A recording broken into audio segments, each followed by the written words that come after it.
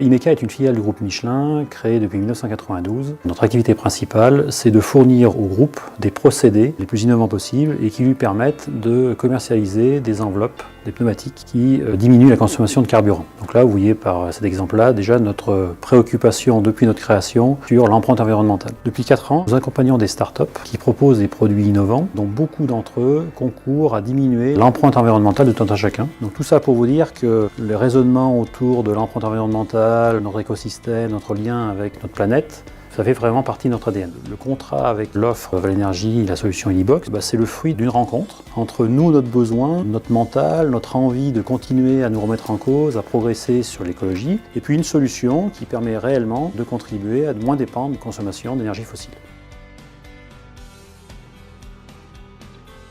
Donc actuellement, nous disposons d'un peu plus de 600 m² de panneaux solaires installés, ce qui nous permet de couvrir à peu près 10% de nos besoins quotidiens en électricité. Alors l'électricité Imeca, elle est utilisée principalement pour toutes les énergies de l'assemblage des machines que nous réalisons ici pour le groupe Michelin et aussi l'assemblage des solutions innovantes de start-up. À cela s'ajoutent les besoins en électricité pour tout ce qui est éclairage intérieur et extérieur du bâtiment.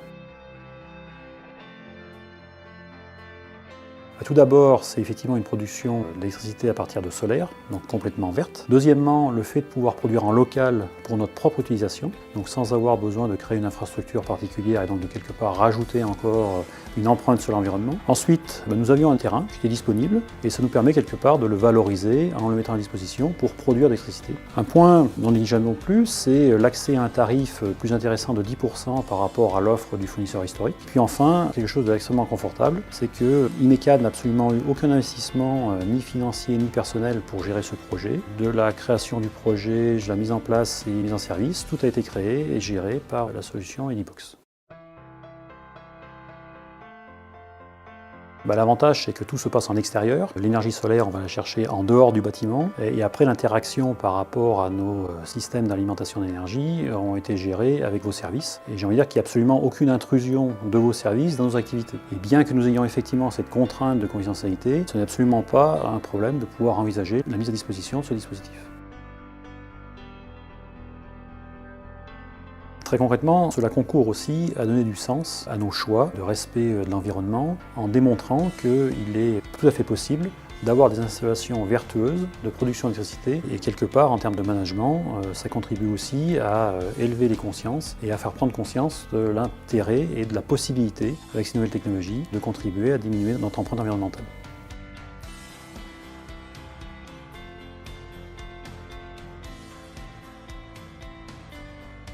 D'une part, on utilise de l'électricité verte directement sur notre site par rapport à notre production et aujourd'hui, au vu de la taille du site, on peut, pour l'avenir, s'il faut, s'agrandir et utiliser encore plus d'électricité. Ça a été un premier pas, peut-être que dans l'avenir, avec les piles et d'autres choses, on pourra encore augmenter cette capacité d'autoconsommation et réduire de ce fait à la fois notre impact CO2 et à la fois notre facture d'électricité.